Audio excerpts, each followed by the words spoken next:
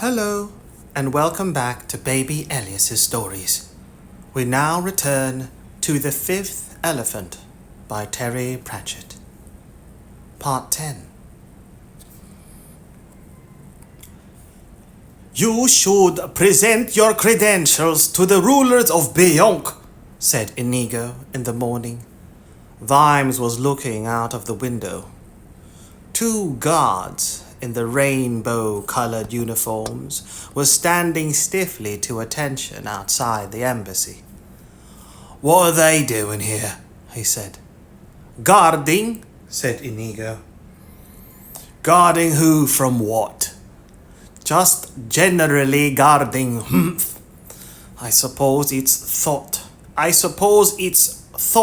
that guards give such a finished look to an important building. What was that you said about credentials? They're just formal letters from Lord Veterinary, confirming your appointment. The lore is a little complex, but at the moment the order of precedence is the future Low King, the Lady Margolota, and the Baron von Uberwald. Each, of course, will pretend that you are not calling on the other two. It's called the arrangement. It's an awkward system, but it keeps the peace. If I understood your briefing, said Vimes, still watching the guards, in the days of Imperial Uberwald, the whole bloody show was run by the werewolves and the vampires, and everyone else was lunch. Somewhat simplistic, but broadly true. Said Inigo, brushing some dust off Vimes's shoulder. And then it all broke up, and the dwarves became powerful because there's dwarves from one end of Uberwald to the other, and they all keep in touch. Their system certainly survives political upheaval, yes. And then, what was it? A diet of beetles?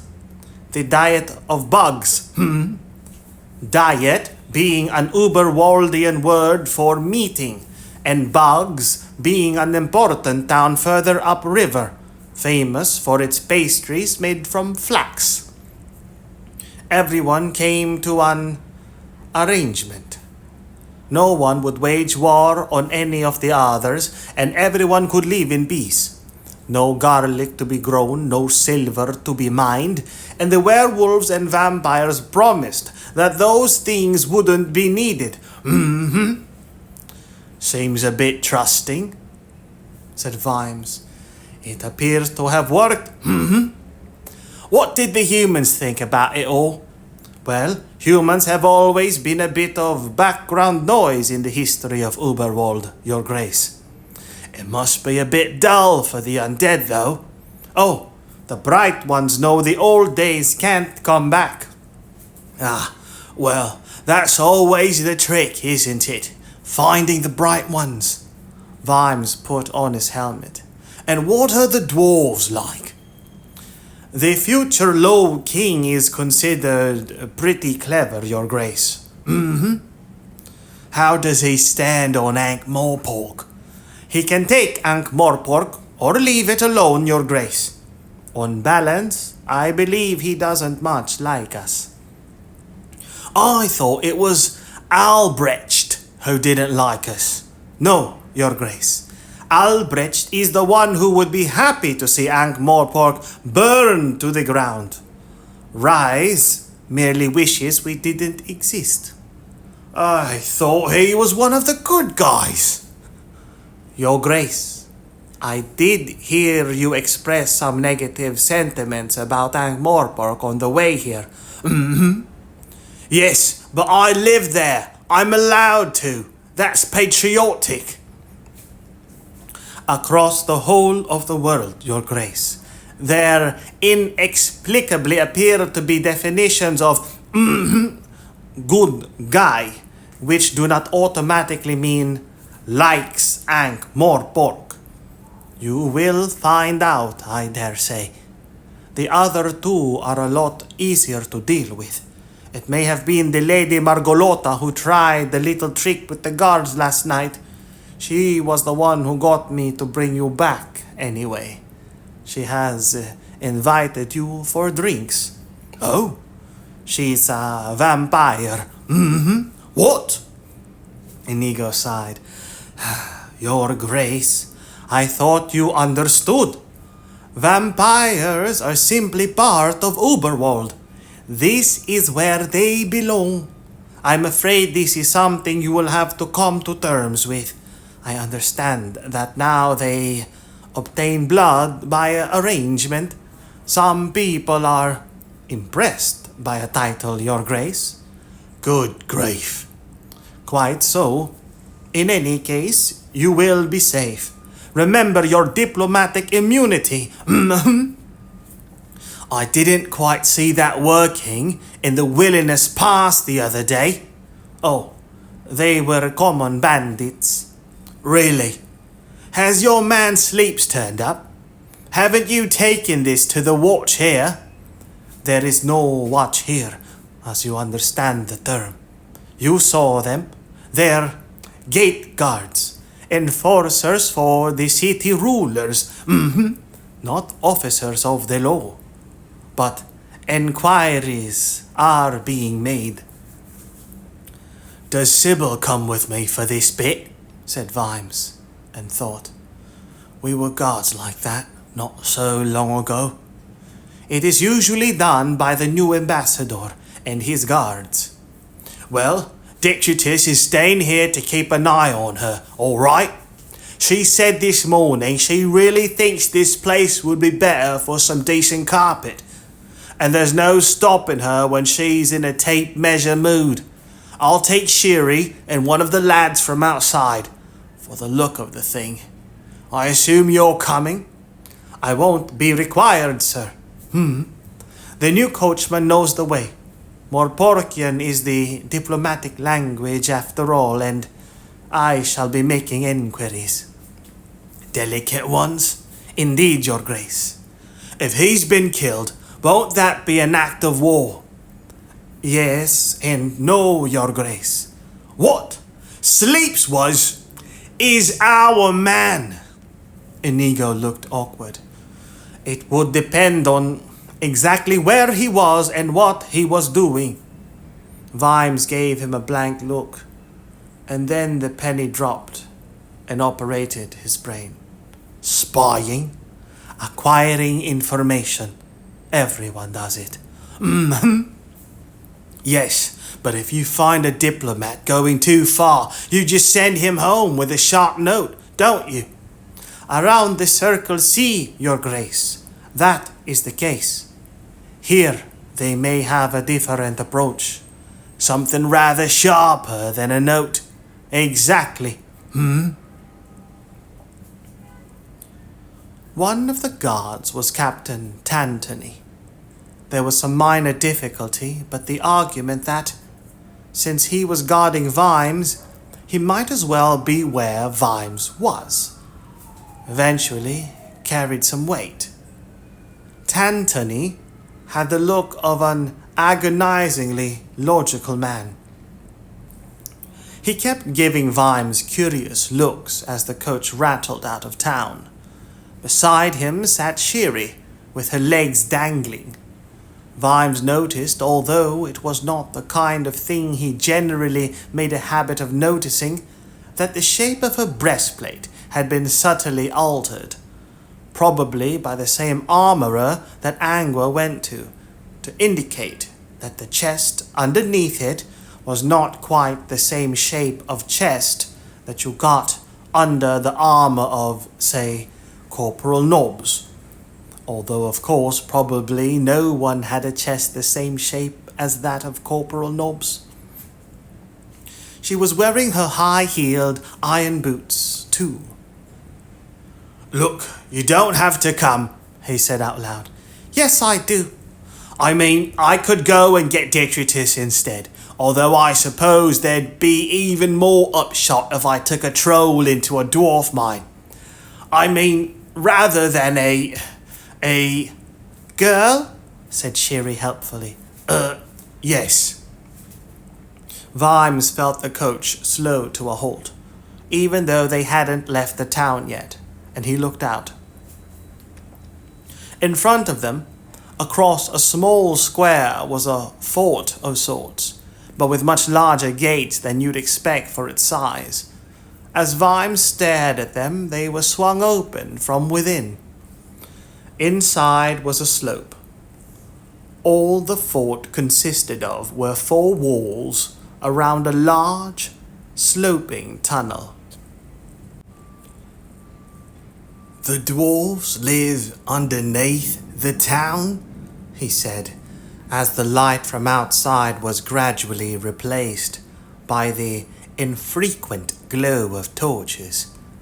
But they clearly showed the coach was rattling past a long line of stationary carts. The pools of light revealed horses and drivers talking in groups. "Under quite a lot of Uberwald," said Sherry. "This is just the nearest entrance, sir. We'll probably have to stop in a minute because the horses don't like..." The coach stopped again, and the coachman banged on the side to indicate that this was the end of the line. The queue of carts wound off down another tunnel, but the coach had stopped in a small cave with a big door. A couple of dwarves were waiting there. They had axes slung across their backs, although by dwarf standards this counted merely as politely dressed, rather than heavily armed. Their attitude, however, was in the international language of people guarding gates everywhere. "Commander Sam Vimes, Ankh-Morpork's ambassador from Ankh-Morpork," said Vimes, handing one of them his papers. At least it was not hard to assume a lofty air with dwarves. To his surprise, the document was read thoroughly. One dwarf looked over the other one's shoulder and pointing out interesting sub-clauses. The official seal was carefully examined. One guard pointed to Sherry. "Crack! My official guard," said Vimes. "Included in associated members of staff on page 2, he added helpfully. "Must search thy coach," said the guard. "No, diplomatic immunity," said Vimes. "Tell him, Sherry." They listened to Sherry's urgent dwarfish. Then the other guard, whose face had indicated that there was something on his mind and it was jumping up and down, nudging his companion, and pulled him aside. There was a torrent of whispers. Vimes couldn't understand, but he caught the word willingness, and shortly afterwards the word grug, dwarfish for 30. "Oh, gods," he said. "And a dog?" "Good guess, sir," said Sherry. The document was handed back hurriedly. Vimes could read the body language. Even written smaller than usual, there was probably an expensive problem here. So the guards were inclined to leave it to someone who earned more money than them. One of them pulled a bell rope by the door. After some time, the door slid open, revealing a small room. "We have to go in, sir," said Sherry. "But there's no other doors." "It's all right, sir." Vimes stepped inside. The dwarves slid the door back, leaving them in the room, which was lit by a single candle. "Some kind of waiting room," said Vimes. Somewhere far off, something went clonk. The floor trembled for a moment, and then Vimes had an uneasy sensation of movement. "The room moves," he said. "Yes, sir. Several 100 feet down, probably. I think it's all done by counterweights. They stood silently, unsure of what to say, as walls around them creaked and groaned. Then there was a rattle, a passing sensation of weight, and the room stopped moving. Wherever we're headed, keep your ears open, said Vimes. Something's going on. I can feel it. The door slid back. Vimes looked out onto the night sky underground. The stars were all around him, below him. I think we went down too far, he said, and then his brain made sense of what his eyes had seen. The moving room had brought them out somewhere on the side of a huge cave. He was looking at 1,000 points of candlelight spread out on the cavern floor and in other galleries. Now that he could grasp the scale of things, he realized that many of them were moving. The air was full of one huge sound made up of thousands of voices, echoed and re-echoed.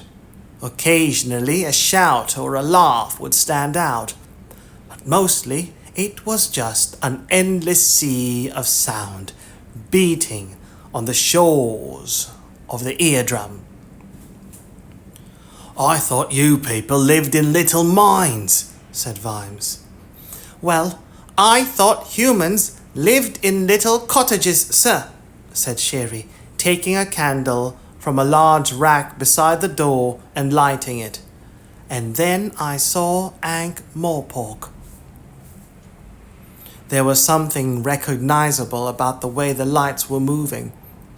A whole constellation of them was heading in towards one invisible wall, where reflected light now indicated, very faintly, the mouth of a large tunnel. In front of it was a row of lights.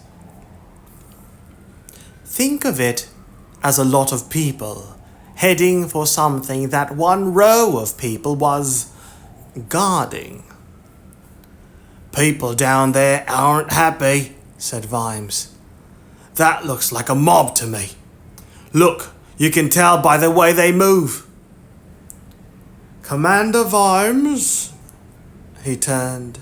In the gloom, he could make out several dwarves, each with a candle fixed to his helmet. In front of them was presumably another dwarf. He'd seen dwarves like this in Ankh-Morpork, but always scurrying away. This was a deep-down dwarf. The robe it was wearing was made of overlapping leather plates, instead of the small, round, iron helmet which Vimes had always thought dwarves were born with. It had a pointed leather hat with more leather flaps all around it, all round it. The one at the front had been tied up to allow the wearer to look out at the world, or at least that part of it that was underground. The general effect was of a mobile cone. Yes, that's me, said Vimes. Welcome to Schmaltzberg, Your Excellency. I am the King's Jarach Haga, which in your language you would call... But Vimes's lips had been moving fast as he tried to translate. Ideas, taster, he said. Ha! That would be a way of putting it, yes. My name is D. Would you care to follow me? This should not take long. The figure swept away. One of the other dwarves prodded Vimes very gently, indicating that he should follow. The sound from far below redoubled. Someone was yelling. Is there a problem? Said Vimes, catching up with the fast-moving D. We have no problems. Ah, he's already lied to me, thought Vimes. We're being diplomatic. Vimes trailed after the dwarf through more caves, or tunnels. It was hard to tell, because in the darkness Vimes could only rely on a sense of the space around him. Occasionally they passed the lighted entrance to another cave or tunnel. Several guards with candles on their helmets stood at each one. The well-honed copper's radar was beeping at him continuously. Something bad was going on. He could smell the tension, the sense of quiet panic. The air was thick with it. Occasionally, other dwarves scuttled past, distracted on some mission. Something very bad. People didn't know what to do next, so they were trying to do everything.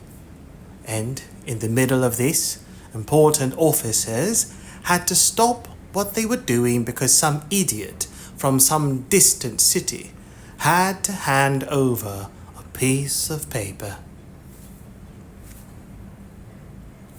Eventually, a door opened in the darkness. It led into a large, roughly oblong cave that, with its book-lined walls and paper-strewn tables, had the look of an office about it. "Do be seated, Commander." A match burst into fire. One candle was lit, all lost and alone in the dark. "We try to make guests feel welcome," said Dee, scuttling behind his desk. He pulled off his pointed hat and, to Vimes's amazement, put on a pair of thick smoked glasses. "You had papers?" he said. Vimes handed them over. "Shh. It says here, His Grace," the dwarf said, after reading them for a while. "Yes, that's me. And there's a Sir. That's me too. And an Excellency? Afraid so." Vimes narrowed his eyes. "I was blackboard monitor for a while too." There was the sound of angry voices from behind a door at the far end of the room. "What does a blackboard monitor do?" said Dee, raising his voice. "What? I had to clean the blackboard after lessons." The dwarf nodded. The voices grew louder, more intense. Dwarfish was such a good language to be annoyed in. "Erasing the teachings when they were learned?" said Dee, shouting to be heard. Yes. A task given only to the trustworthy?" "Could be. Yes." Dee folded up the letter and handed it back, glancing briefly at Sherry. "Well, these seem to be in order," he said. "Would you care for a drink before you go?" "Sorry, I thought I had to present myself to your king." The swearing from the other side of the door was threatening to burn through the woodwork. "Oh, that won't be necessary," said Dee. "At the moment, he should not be bothered with trivial matters," said Vimes. "I thought it was how the thing ought to be done. I thought dwarves always did the thing that ought to be done." "At the moment, it would not be advisable," said Dee, raising his voice again over the noise. "I'm sure you understand." "Let's assume I'm very stupid," said Vimes. "I assure you, Your Excellency, that what I see the king sees, and what I hear the king hears." "That's certainly true at the moment, isn't it?" Dee drummed his fingers on the desk. "Your Excellency, I have spent only long enough in your city to gain a general insight into your ways, but I might feel you are making fun of me." "May I speak freely?" "From what I have heard of you, your monitorship, you usually do." "Have you found the scone of stone yet?" The expression on Dee's face told Vimes that he had scored, and that almost certainly the next thing the dwarf said would be another lie. What a strange and untruthful thing to say! There is no possibility that the scone could have been stolen. This has been firmly declared. This is not a lie we wish to hear repeated. You told me Vimes tried, but by the sound of it, there was a fight going on behind the door now. The scone will be seen by all at the coronation. This is not a matter for Ankh-Morpork or anyone else. I protest at this intrusion into our private affairs.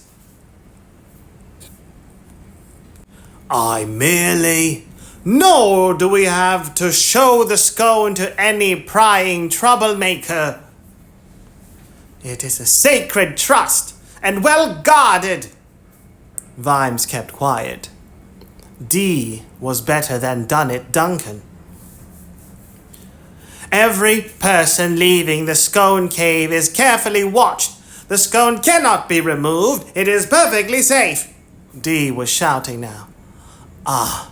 I understand, said Vimes quietly. Good! So you haven't found it yet then? Dee opened his mouth, shut it again, and then slumped back in his seat. I think, Your Grace, that you had better. The door at the other end of the room rolled back. Another dwarf, cone-shaped in his robes, stamped out, stopped, glared around him, went back through the door again, shouted some afterthoughts to whoever was beyond, and then made to head out of the room. He was brought up short when he almost walked into Vimes. The dwarf tilted its head to look up at him. There was no real face there, just the suggestion of the glint of angry eyes between the leather flaps. Arnak Morpork? Yes. Vimes didn't understand the words that followed, but the nasty tone was unmistakable. The important thing was to keep smiling. This was the diplomatic way. Why, thank you, he said, and may I say it? There was a grunt from the dwarf. He'd seen Sherry. Ha! He shouted. Vimes heard a gasp. There were other dwarves clustered around the doorway. Then he glanced down at Sherry. Her eyes were shut. She was trembling. Who is this dwarf? He said to Dee. This is Albertson, said the idea's taster. The runner-up? Yes, said Dee hoarsely. Then can you tell the creature that if he uses that word again in the presence of myself or any of my staff, there will be, as we diplomats say, repercussions? Wrap that up in diplomacy and give it to him, will you? The corners of Vimes's ears picked up a suggestion that not every dwarf listening was ignorant of the language. A couple of dwarves were already heading purposefully towards them. Dee babbled a stream of hysterical dwarfish just as the other dwarves caught up with the gaping Albrecht and led him quietly but firmly away. But not before one of them had whispered something to the idea's taster. The king wishes to see you, he mumbled. Vimes looked towards the doorway. More dwarves were hurrying through it now. Some of them were dressed in what Vimes thought of as normal dwarf clothing. Others in the heavy black leathers of the deep-down clans. All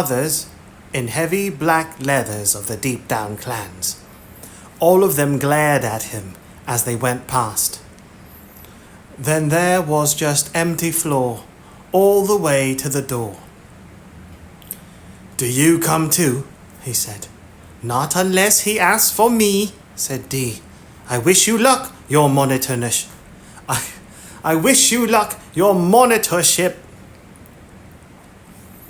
Beyond the door was a room of bookshelves, stretching away. Here and there a candle merely changed the density of the darkness. There were lots of them, though, punctuating the distance. Vimes wondered how big this room must be.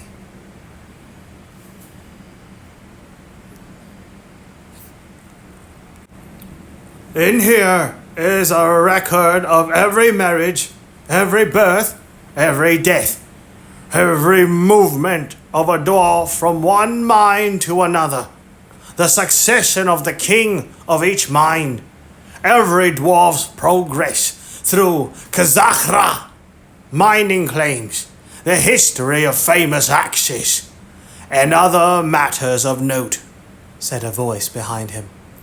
And perhaps most importantly, every decision made under dwarf law for 1,500 years is written down in this room. Look, you. Vimes turned. A dwarf, short even by dwarf standards, was standing behind him. He seemed to be expecting a reply. Every decision? Oh, yes. Were they all good? Said Vimes. The important thing is that they were all made, said the king. Thank you, young dwarf. You may straighten up. Sherry was bowing. Sorry, should I be doing that? Said Vimes.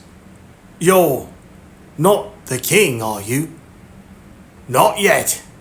I'm sorry. I was expecting someone more, do go on. Someone more kingly. The low king sighed. I mean you look just like an ordinary dwarf, said Vimes weakly. This time the king smiled.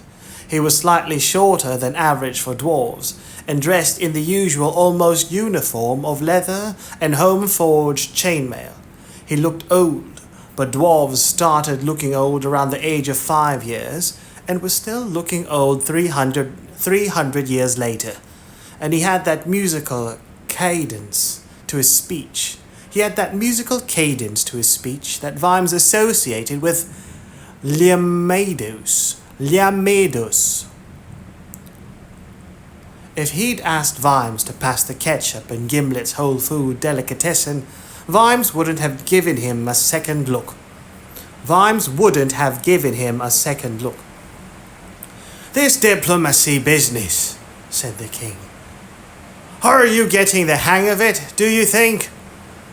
It doesn't come easy, I must admit, your majesty. I believe you have been, until now, a watchman in Ankh-Morpork. Yes. And you had a famous ancestor, I believe, who was a regicide? Here it comes, thought Vimes. Yes, stone-faced Vimes, he said, as levelly as possible. I've always thought that was a bit unfair, though. It was only one king. It wasn't as if it was a hobby. But you don't kill kings, said the dwarf. I don't meet many, sir, said Vimes, hoping that this would pass for a diplomatic answer. It seemed to satisfy the king. I went to Ankh-Morpork once, when I was a young dwarf, he said, walking towards a long table piled high with scrolls. Really? Law and ornament, they called me. And what was it? Ah, yes, shortars. Some children threw stones at me. I'm sorry. I expect you'll tell me that sort of thing doesn't happen anymore. It doesn't happen as much, but you always get idiots who don't move with the times. The king gave Vimes a piercing glance. Indeed, the times. But now they're always Ankh-Morpork's times, see? I'm sorry. When people say, we must move with the times, they really mean you must do it my way. And there are some Who would say that Angmorpork is a kind of vampire? It bites, and what it bites it turns into copies of itself. It sucks, too. It seems all our best go to Angmorpork, where they live in squalor. You leave us dry." Vimes was at a loss. It was clear that the little figure now sitting at the long table was a lot brighter than he was, although right now he felt as dim as a penny candle in any case. It was also clear that the king hadn't slept for quite some time. He decided to go for honesty. "Can't really answer that, sir," he said, adopting a variant on his talking to veterinary approach. "But, yes, I'd wonder, you know, if I was a king. I'd wonder why people were happier living in squalor in Ankh-Morpork than staying back home, sir." "Ah, you're telling me how I should think now?" "No, sir, just how I think. There's dwarf bars all over Ankh-Morpork, and they've got mining tools wired to the wall. And there's dwarves in them every night, quaffing beer and singing sad songs about how they wish they were back in the mountains digging for gold. But if you said to them, 'Fine, the gate's open, off you go, and send us a postcard,' they'd say, 'Oh, well, yeah, I'd love to, but we've just got the new workshop finished. Maybe next year we'll go to Uberwald.' They come back to the mountains to die," said the king. "They live in Ankh-Morpork. Why is this, do you think? I couldn't say. Because no one tells them how to, I suppose. Because no one tells them how to, I suppose." "And now you want our gold and iron?" said the king. "Is there nothing we can keep?" "Don't know about that either, sir. I wasn't trained for this job." The king muttered something under his breath. Then much louder he said, "I can offer you no favours, your excellency. These are difficult times, see." "But my real job is finding things out," said Vimes. "If there is anything that I could do to—" The king thrust the papers at Vimes. "Your letters of accreditation, your excellency. Their contents have been noted." "And that shuts me up," Vimes thought. "I would ask you one thing, though," the king went on. "Yes, sir." "Really? 30 men and a dog?" "No, there were only 7 men. I killed one of them because I had to." "How did the others die?" Victims of circumstance, sir." "Well, then, your secret is safe with me. Good morning, Miss Littlebottom." Sherry looked stunned. The king gave her a brief smile. "Ah, the rights of the individual. A famous Ankh-Morpork invention, or so they say. Thank you, Dee. His Excellency was just leaving. You may send in the Copperhead delegation." As Vimes was ushered out, he saw another party of dwarves assembled in the anteroom. 1 or 2 of them nodded at him as they were herded in. Dee turned back to Vimes. "I hope you didn't tire His Majesty. Someone else has already been doing that by the look of it." "These are sleepless times," said the ideas taster. "Scone turned up yet?" said Vimes innocently. "Your Excellency, if you persist in this attitude, a complaint will go to your Lord Veterinary." "He does so look forward to them. Was it this way out?"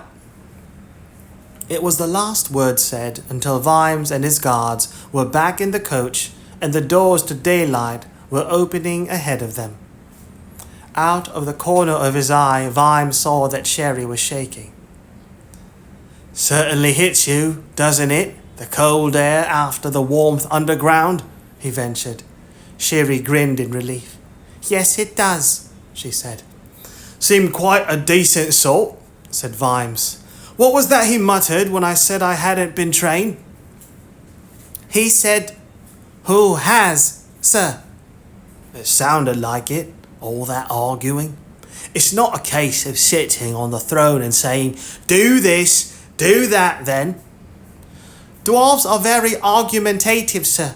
Of course many wouldn't agree, but none of the big dwarf clans are happy about this. You know how it is. The Copperheads didn't want Albrecht, and the Schmaltzbergers wouldn't support anyone called Glodson. The Ankh-Morpork dwarves were split both ways, and Rice comes from a little coal mining clan near Lamidos that isn't important enough to be on anyone's side.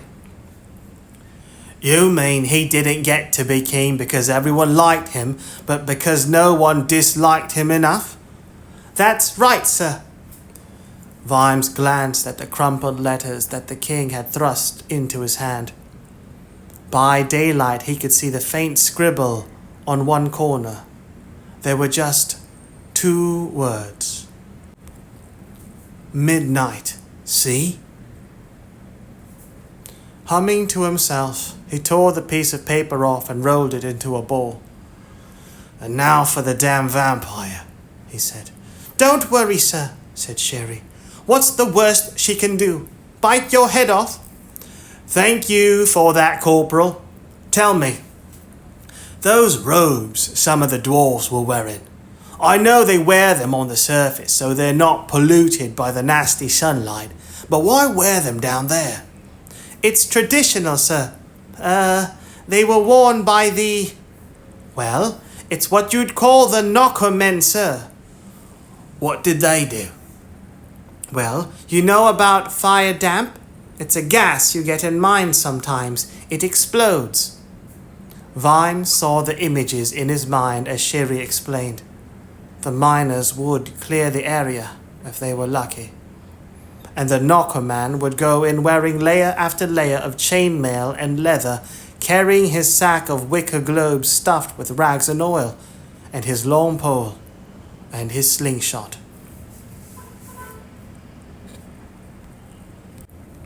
Down in the mines, all alone, he'd hear the knockers, Agi Hammer Thief, and all the other things that made noises deep under the earth. There could be no light, because light would mean sudden, roaring death. The knocker man would feel his way through the utter dark, far below the surface. There was a type of cricket that lived in the mines. It chirruped loudly in the presence of fire damp. The knocker man would have one in a box tied to his hat. When it sang, a knocker man who was either very confident or extremely suicidal would step back, light the torch on the end of his pole and thrust it ahead of him. The more careful knocker man would step back rather more and slingshot a ball of burning rags into the unseen death.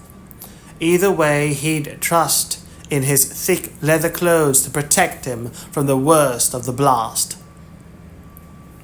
Initially, the dangerous trade did not run in families, because who'd marry a knocker man? They were dead dwarves walking, but sometimes a young dwarf would ask to become one. His family would be proud, wave him goodbye, and then speak of him as if he was dead, because that made it easier.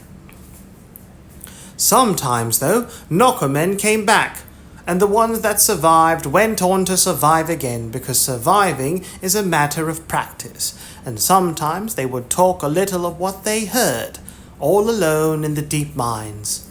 The tap-tapping of dead dwarves trying to get back into the world, the distant laughter of Agi Hammer Thief, the heartbeat of the turtle that carried the world. Knockermen became kings. Vimes, listening with his mouth open, wondered why the hell it was that dwarves believed that they had no religion and no priests. Being a dwarf was a religion. People went into the dark for the good of the clan, and heard things, and were changed, and came back to tell. And then, 50 years ago, A dwarf tinkering in Ankh-Morpork had found that if you put a simple fine mesh over your lantern flame, it'd burn blue in the presence of the gas, but wouldn't explode. It was a discovery of immense value to the good of dwarf kind, and, as so often happens with such discoveries, almost immediately led to a war. And afterwards there were two kinds of dwarf, said Sherry sadly. There's the copperheads, who all use the lamp and the patent gas exploder, and the schmaltzburgers, who stick to the old ways. Of course, we're all dwarves, she said, but relationships are rather strained. I bet they are. Oh, no. All dwarves recognize the need for the Low King. It's just that they don't quite see why knockermen are still so powerful. It's all very sad, said Sherry. Did I tell you my brother Snorri went off to be a knockerman? I don't think so. He died in an explosion somewhere under Borogravia, but he was doing what he wanted to do. After a moment she added, conscientiously, well, up to the moment when the blast hit him. After that, I don't think so. Now the coach was rumbling up the mountain on one side of the town. Vimes looked down at the little round helmet beside him. Funny how you think you know about people, he thought. The wheels clattered over the wood of a drawbridge. As castles went, this one looked as though it could be taken by a small squad of not very efficient soldiers. Its builder had not been thinking about fortifications. He'd been influenced by fairy tales and possibly by some of the more ornamental sorts of cake. It was a castle for looking at. For defense, putting a blanket over your head might be marginally safer. The coach stopped in the courtyard. To Vimes's amazement, a familiar figure in a shabby black coat came shuffling up to open the door. Eagle? Yes, master. What the hell are you doing here? I'm opening this here door, master, said Eagle. But why aren't you? Then it stole over Vimes that Eagle was different. This Eagle had both eyes the same color, and some of his scars were in different places. Sorry, he mumbled. I thought you were Eagle.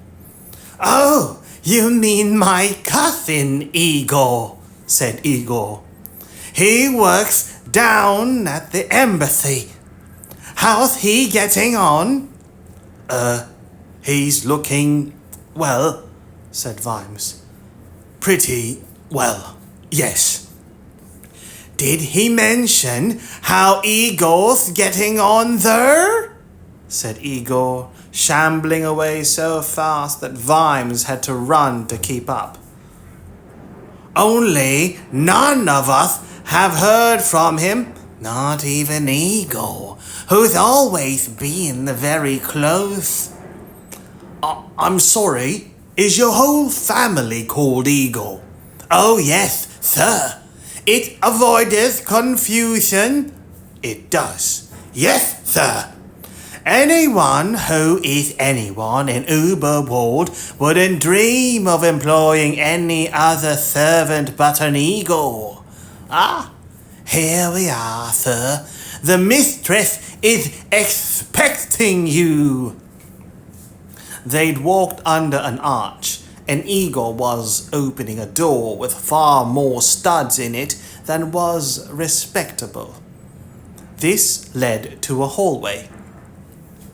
Are you sure you want to come? Said Vimes to Sherry. She is a vampire. Vampires don't worry me, sir. Lucky for you, said Vimes. He glanced at the silent Tantony. The man was looking strained. Tell our friend here he won't be needed and he's to wait for us in the coach. The lucky devil, he said. But don't translate that last bit. Igor opened an inner door as Tantony almost ran out of the hall. His Grace, His Excellency! Ah, Sir Samuel, said Lady Margolota. Do come in. I know you don't like being your grace. Isn't this tiresome? But it has to be done, doesn't it? It wasn't what he'd expected. Vampires weren't supposed to wear pearls or jumpers in pink. In Vimes's world, they didn't wear sensible flat shoes either, or have a sitting room in which every conceivable piece of furniture was upholstered in chintz. Chintz, a printed calico from India. Chintz, a usually glazed printed cotton fabric.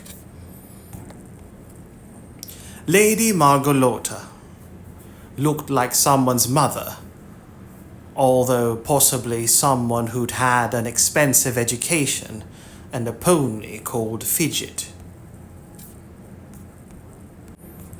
She moved like someone who had grown used to her body and, in general, looked like what Vimes had heard described as a woman of a certain age.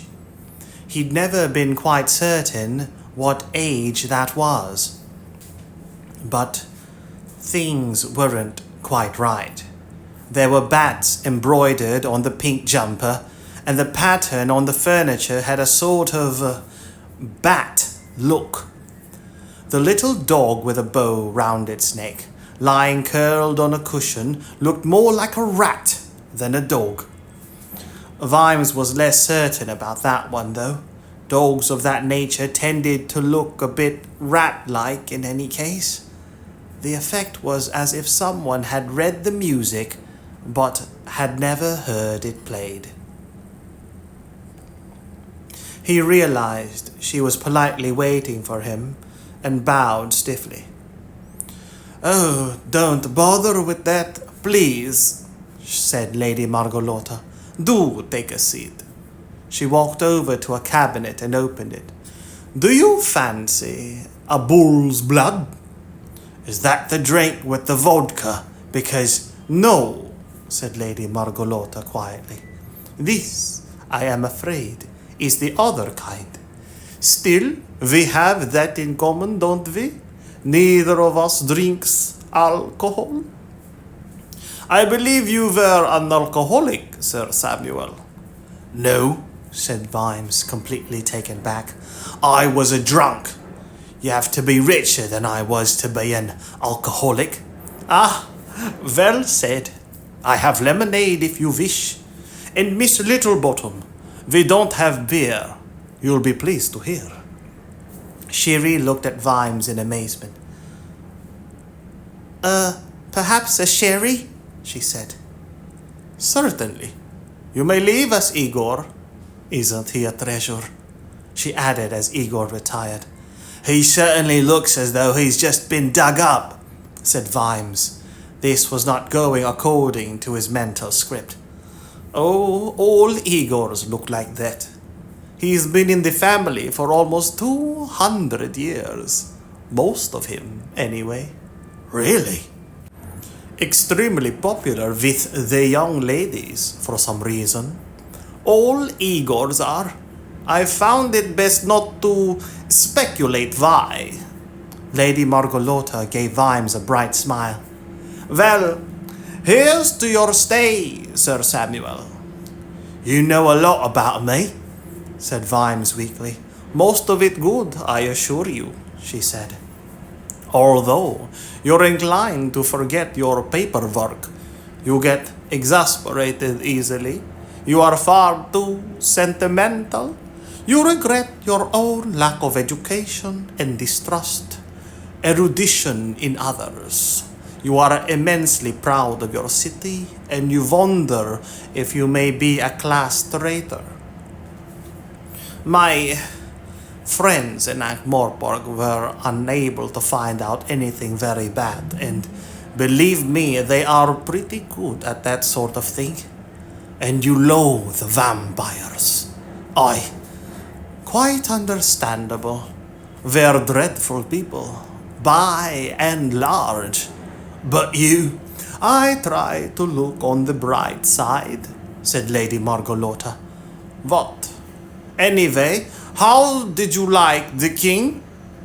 He's very quiet, said Vimes the diplomat. Try cunning. He will have found out a lot more about you than you did about him, I'm sure. Would you like a biscuit? I don't eat them myself, of course, but there's a little man down in the town who does wonderful chocolate. Igor? Yes, mistress, said Igor. Vimes nearly sprayed his lemonade across the room. He was out of the room, he said. I saw him go. I heard the door shut. Igor has strange ways. Do give Sir Samuel a napkin, Igor. Thank you, Igor. You said the king was cunning, said Vimes, mopping lemonade off his breeches. Igor put down a plate of biscuits and shuffled out of the room. Did I? No, I don't think I could possibly have said that. It's not the diplomatic thing to say, said Lady Margolotta smoothly. I'm sure we all support the new Low King. The choice of dwarfdom in general, even if they thought they were getting a traditionalist and got an unknown quantity. Did you just say that last bit? Said Vimes, awash on a sea of diplomacy and damp trousers. Absolutely not. You know their scone of stone has been stolen. They say it hasn't, said Vimes. Do you believe them? No. The coronation cannot go ahead without it. Did you know that? We'll have to wait until they bake another one, said Vimes. No, there will be no more Low Kings, said Lady Margolotta. Legitimacy, you see. The scone represents continuity all the way to Brian Bloodaxe. They say he sat on it while it is still soft and left his impression, as it were. You mean kingship has passed from backside to backside? Humans believe in crowns, don't they? Yes, but at least they're at the other end. Thrones, then, Lady Margolotta sighed. People set such store by strange things. Crowns, relics, garlic. Anyway, there will be a civil war over the leadership, which Albert will surely win, and he'll cease all trading with Ankh-Morpork. Did you know that? He thinks the place is evil. I know it is, said Vimes, and I live there. I've heard that he plans to declare all dwarves there Drarak. The vampire went on. Vimes heard Sherry gasp. It means not dwarves. That's very big of him, said Vimes. I shouldn't think our lads'll worry about that. Said Sherry. Quite so. The young lady looks worried, and you'd do well to listen to her, Sir Samuel. Excuse me, said Vimes, but what is all this to you? You really don't drink at all, Sir Samuel? No, not even one? No, said Vimes more sharply. You'd know that if you knew anything about... Yet you keep half a bottle in your bottom drawer as a sort of permanent test, said Lady Margolotta. Now that Sir Samuel suggests a man who wears his hair shirts on the inside. I want to know who's been saying all this. Lady Margolotta sighed. Vimes got the impression that he'd failed another test. I am rich, Sir Samuel. Vampires tend to be. Didn't you know? Lord Veterinary, I know, believes that information is currency. But everyone knows that currency has always been information. Money doesn't need to talk. It merely has to listen. She stopped and sat watching Vimes, as if she'd suddenly decided to listen. Vimes moved uncomfortably under the steady gaze. "How is Havelock Veterinary?" she said. "The patrician?" "Oh, fine. He must be quite old now." "I've never really been certain how old he is," said Vimes. "About my age, I suppose." Then she stood up suddenly. "This has been an interesting meeting, Sir Samuel. I trust Lady Sybil is well?" Yes. Good. I am so glad. We will meet again, I am sure. Igor will see you out. My regards to the Baron when you see him. Pat him on the head for me." "What the hell was that all about, Sherry?" said Vimes, as the coach set off down the hill again. "Which bit, sir?" "Practically all of it, really. Why should Ankh-Morpork dwarves object if someone says they're not dwarves? They know they're dwarves." "They won't be subject to dwarf law, sir." "I didn't know they were." "I mean, it's like how you live your life, sir. Marriages, burials, that sort of thing. Marriages won't be legal.